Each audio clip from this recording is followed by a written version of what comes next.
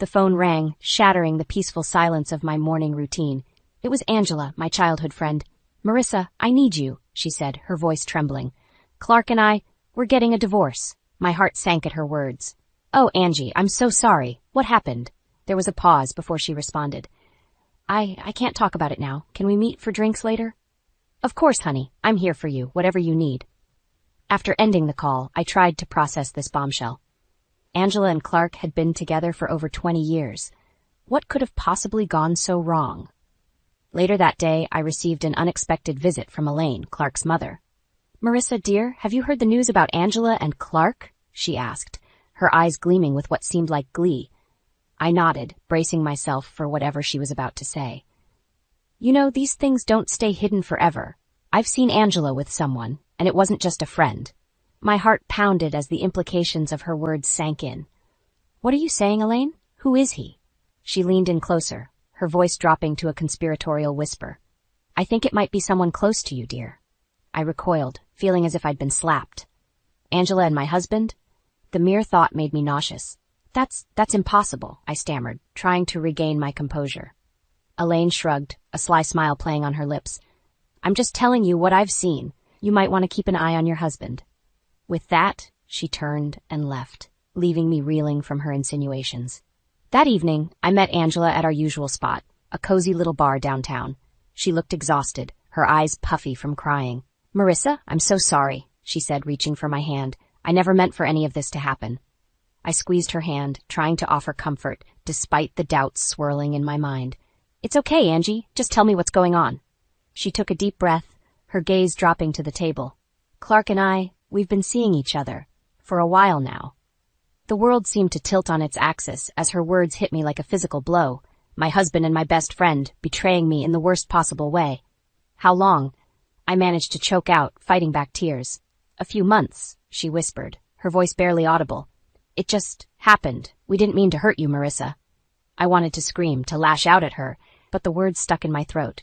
Instead, I simply nodded, numb with shock and disbelief. Just then, Clark walked in, his eyes widening when he saw us. "Marissa, what are you doing here?" Before I could respond, Angela spoke up. "I asked her to meet me, Clark. I told her everything." Clark's face paled as he realized the truth was out. He opened his mouth, perhaps to offer an explanation or an excuse, but I held up my hand, silencing him. "Don't," I said, my voice trembling with barely contained rage. "Just don't." I stood up, grabbing my purse, and walked out of the bar, leaving them behind. As I stepped into the cool night air, I felt a strange sense of clarity wash over me. This was just the beginning. They would pay for what they'd done to me, to our friendship, to our marriage. I would make sure of it. A few days later, Angela called again, suggesting we meet for drinks to talk things through. I agreed, hoping to find some clarity in the chaos that had become my life. When I arrived at the bar, Angela was already there, nursing a glass of wine. She greeted me with a strained smile, her eyes puffy and rimmed with red. "Marissa, I'm so sorry," she said, reaching for my hand. "I never meant to hurt you like this." I pulled my hand away, unable to bear her touch. "How could you, Angie, with my husband of all people?" She flinched at the accusation in my voice. "It just happened. We didn't plan it, I swear. One moment we were friends and the next—" "Don't," I snapped, cutting her off. "I don't want to hear the details." We sat in uncomfortable silence for a few moments before Angela spoke again. "Clark's coming, by the way. He wanted to be here, to explain things." My heart sank at her words. The last thing I wanted was to see him, to have him try to justify his betrayal. Sure enough, a few minutes later, Clark walked through the door, his eyes immediately finding us. He made his way over, a forced smile plastered on his face. "Marissa, Angela," he said, nodding at each of us in turn. "I'm glad we can all talk about this like adults." I fought the urge to laugh in his face. Adults? What did he know about being an adult, about honor and loyalty? "What's there to talk about, Clark?" I asked, my voice dripping with disdain. "You've made your choices perfectly clear." He flinched at my words, but Angela jumped in, ever the peacemaker. "Marissa, please just hear us out. We never meant to hurt you." I shook my head, my jaw clenched with barely contained rage. "Save it, Angela. I don't want to hear your excuses." Clark reached out as if to touch my arm, but I recoiled from his grasp. "Don't you dare touch me," I hissed, my voice low and dangerous. He withdrew his hand, his expression a mixture of hurt and confusion. "Marissa, please," he pleaded. We love each other. Can't you understand that? I stared at him, my heart shattering all over again at his words. How could he be so delusional, so selfish? Love? I spat, my voice trembling with emotion. You don't know the first thing about love, Clark. All you know is how to betray the people who trusted you most. Angela opened her mouth, perhaps to offer another feeble excuse, but I held up my hand, silencing her. Save it, I said, my voice cold and final. I'm done listening to your lies. With that, I stood up, grabbing my purse, and walked out of the bar, leaving them behind. As I stepped into the cool night air, I felt a strange sense of clarity wash over me. They thought they could hurt me and get away with it, but they were wrong. I would make them pay for what they'd done, for the pain and humiliation they'd caused me. It was time to take back control of my life, and I knew exactly where to start. After storming out of the bar, I found myself alone at home, my mind racing with 1,000 thoughts and emotions. Part of me wanted to confront Clark immediately, to demand answers and explanations. But another part of me knew that any confrontation at that moment would only lead to more pain and heartbreak. Instead, I decided to take a different approach. As soon as Clark left for work the next morning, I went through his things, searching for any evidence of his affair with Angela. It didn't take long to find what I was looking for. Hidden messages and intimate photos on his laptop and phone, confirming my worst fears. I felt sick to my stomach as I scrolled through the messages, their words dripping with affection and desire. How could they have done this to me, to our marriage? When Clark came home that evening, I was waiting for him, his laptop and phone in front of me on the coffee table. Marissa, what's going on? He asked, his brow furrowed with confusion. I didn't say a word. Instead, I simply opened his laptop and turned it towards him, the damning messages and photos on full display. His face paled as he realized what I'd found. Marissa, I can explain. Save it, I snapped, my voice trembling with barely contained rage. How long has this been going on? He swallowed hard, his eyes darting away from mine. A few months. A few months? I repeated, my voice rising in disbelief. You've been carrying on an affair with my best friend for months, and you didn't think to tell me? It's not like that, he protested weakly. Angela and I, we love each other. I let out a bitter laugh, shaking my head in disgust. Love? You don't know the first thing about love, Clark. He opened his mouth to respond, but I held up my hand, silencing him. Does it matter? I asked, my voice cold and detached. You found love, Marissa. Real love. Is that what you were going to say? He flinched at my words, realizing the depth of my hurt and anger. I'm sorry, he whispered, his eyes downcast. I never meant to hurt you. But you did, I said, my voice breaking with emotion. You and Angela, you both betrayed me in the worst possible way. He reached out to me, but I recoiled from his touch as if it burned me. Don't, I warned, my eyes flashing with fury. Just don't. With that, I grabbed my purse and stormed out of the house, leaving him standing there, alone with the wreckage of our marriage. As I drove aimlessly through the streets, hot tears streaming down my face, I realized that this was just the beginning. Clark and Angela had shattered my world, and now it was my turn to shatter theirs. They thought they could get away with their betrayal, but they were wrong. I would make sure they paid for what they'd done, no matter what it took. The seeds of revenge had been planted, and soon they would bear bitter fruit. After my confrontation with Clark, I knew I couldn't stay in that house any longer. The walls seemed to close in on me, suffocating me with memories of our once happy marriage. I had to get out, if only for a little while. I packed a small bag and headed to a nearby hotel, needing space to clear my head and figure out my next move. As I settled into the unfamiliar room, my phone rang. It was Clark. Marissa, please, let's talk about this, he pleaded, his voice tinged with desperation. Talk about what, Clark? I asked, my voice flat and emotionless. About how you betrayed me with my best friend? About how you threw away our marriage for some twisted idea of true love? It's not like that, he protested weakly. Angela and I, we have something special. Can't you understand that? I let out a bitter laugh, shaking my head in disbelief. Understand? How can I possibly understand something so selfish and cruel? Marissa, I'm sorry, he said, his voice breaking. I never meant to hurt you like this. But you did, I shot back, my anger rising once more. You and Angela, you both did. And now you want me to just accept it, to be okay with the fact that you've been carrying on an affair behind my back for months? There was a long pause, and for a moment I thought he might have hung up. But then his voice came through the line, quiet and resigned. Does it matter how long it's been going on? He asked. We found love, Marissa. Real love. Isn't that what's important? I recoiled at his words, as if he'd physically struck me. How could he be so delusional, so utterly blind to the pain he'd caused? Love? I spat, my voice trembling with fury. You don't know the first thing about love, Clark. All you know is how to betray the people who trusted you most. He tried to protest, but I cut him off, my mind made up. Save it, I said, my voice cold and final. I'm done listening to your excuses. We're over, Clark. Do you understand? Over. Before he could respond, I ended the call, tossing my phone onto the bed with a trembling hand. Hot tears streamed down my face as the reality of my situation hit me full force. My marriage, my life as I knew it, was over. And it was all because of Clark and Angela's selfish actions. As I sat there, alone in that hotel room, I felt a strange sense of clarity wash over me. They thought they could get away with what they'd done, but they were wrong. It was time for them to face the consequences of their betrayal. And I would be the one to make sure they paid, no matter what it took.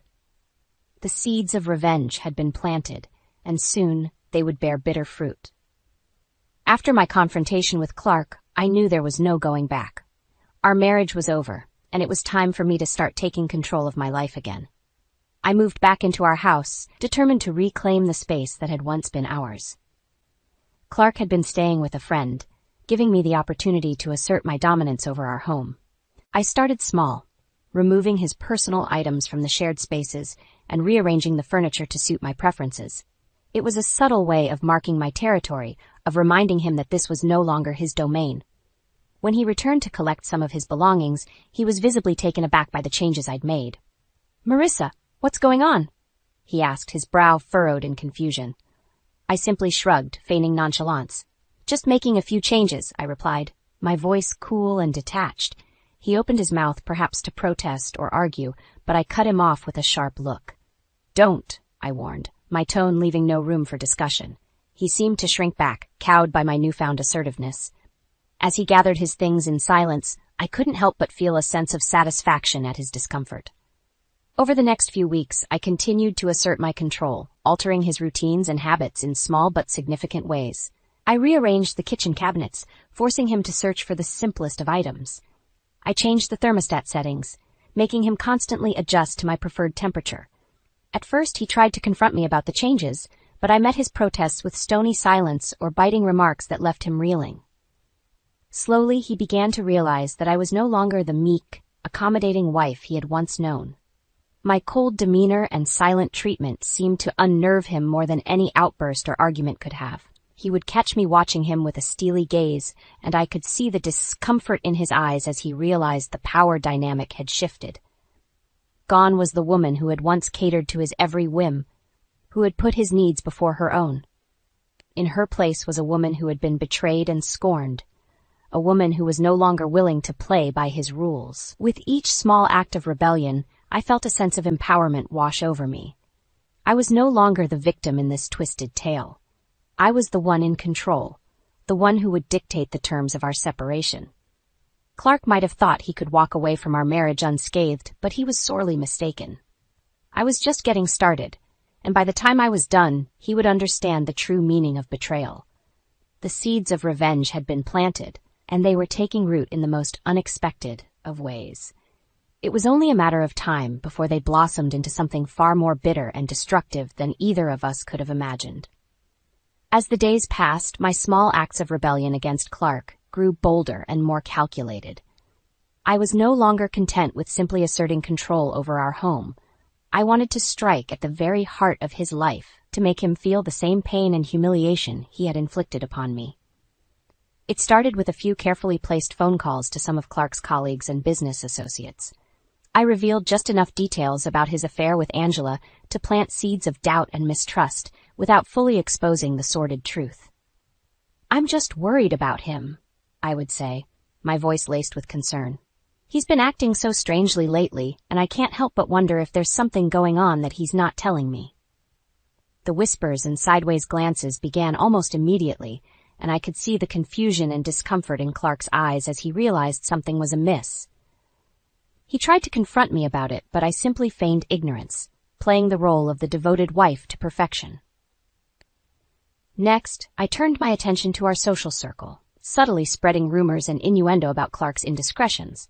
I knew that in our tight-knit community, gossip spread like wildfire, and soon enough, the once respected Clark found himself on the receiving end of cold shoulders and thinly veiled contempt. With each passing day, I could see the toll my actions were taking on him. The once confident, charismatic man I had married was slowly being replaced by a shell of his former self, isolated and defeated. And yet, even as I reveled in his downfall, a part of me couldn't help but feel a twinge of guilt. After all, wasn't I becoming the very thing I despised, a betrayer, a manipulator, a purveyor of lies and deceit? But then I would remember the pain of his betrayal, the way he had so callously thrown away our marriage for a fleeting affair, and any lingering doubts would evaporate. He deserved this, and so much more. As for Angela, she too was not immune to the fallout of my actions. Word of her affair with Clark had spread like wildfire, and she found herself ostracized by the very he had once called friends. I took a perverse pleasure in watching her struggle, in seeing the once confident woman reduced to a pariah, her reputation in tatters. It was a small measure of revenge, but a satisfying one nonetheless, and yet, even as I reveled in their misery, I knew that this was just the beginning. Clark and Angela had shattered my world, and now it was my turn to shatter theirs. Piece by agonizing piece. They thought they could get away with their betrayal, but they were wrong. I would make sure they paid for what they'd done, no matter what it took. The seeds of revenge had been planted, and they were taking root in the most unexpected of ways. It was only a matter of time before they blossomed in something far more bitter and destructive than any of us could have imagined. As the fallout from my actions began to ripple through our lives, it wasn't long before Elaine caught wind of what was happening. True to form, she wasted no time in inserting herself into the drama, showing up at my doorstep one afternoon with a stern expression on her face. "Marissa, we need to talk," she said, brushing past me into the house without waiting for an invitation. I sighed, already dreading the lecture I knew was coming. "What is it, Elaine?" She fixed me with a disapproving glare, her lips pursed into a thin line. "This vendetta of yours against Clark and Angela, it needs to stop. You're tearing this family apart." I let out a bitter laugh, shaking my head in disbelief. "Family? What family, Elaine? The one where your son betrayed me with my best friend?" Her expression softened for a moment, but I could see the steely resolve in her eyes. "I understand you're hurt, Marissa. But what you're doing, it's only going to cause more pain in the long run." "More pain?" I echoed, my voice rising with anger. "You have no idea the pain I've been through, Elaine. The humiliation, the betrayal, all because of your precious son and his selfish actions." She opened her mouth to respond, but I wasn't finished. "And let's not forget your role in all of this," I continued, my words laced with venom. "Always coddling Clark, always taking his side no matter what he did. You never could see him for the spoiled, entitled man he truly is."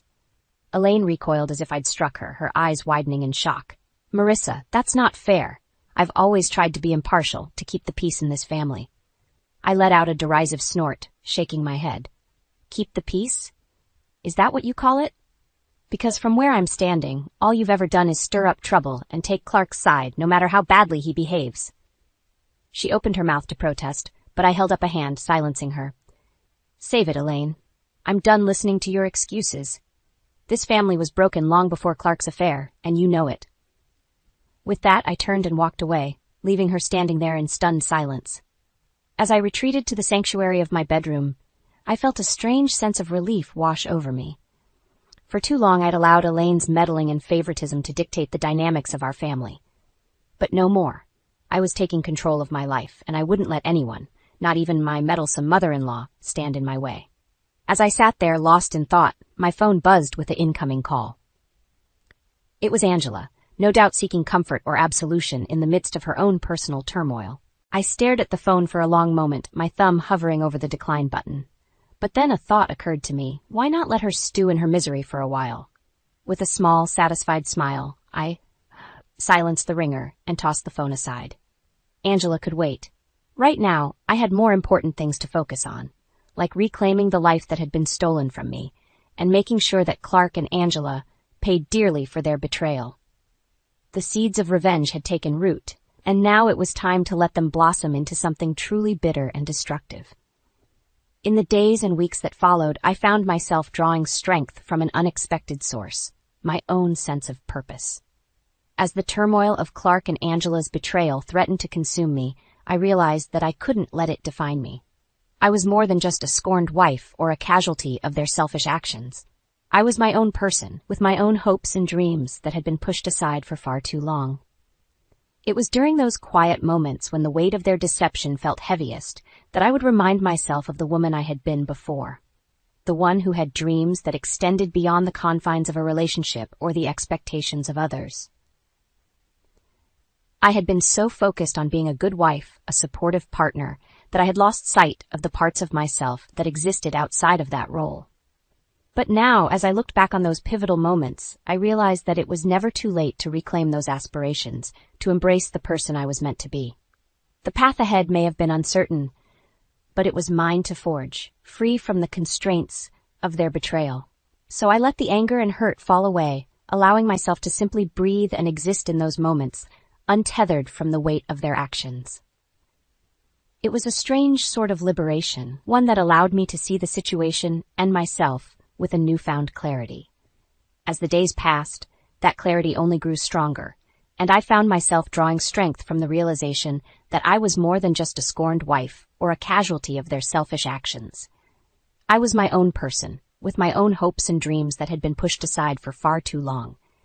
It was in those quiet moments, when the weight of their betrayal threatened to consume me, that I would remind myself of the woman I had been before. The one who had dreams that extended beyond the confines of a relationship or the expectations of others. I had been so focused on being a good wife, a supportive partner, that I had lost sight of the parts of myself that existed outside of that role. But now, as I looked back on those pivotal moments, I realized that it was never too late to reclaim those aspirations, to embrace the person I was meant to be. The path ahead may have been uncertain, but it was mine to forge, free from the constraints of their actions. So I let the anger and hurt fall away, allowing myself to simply breathe and exist in those moments, untethered from the weight of their betrayal. It was a strange sort of liberation, one that allowed me to see the situation and myself with a newfound clarity. The truth was, as much as their actions had stung, they no longer held the power to define me or dictate the course of my life.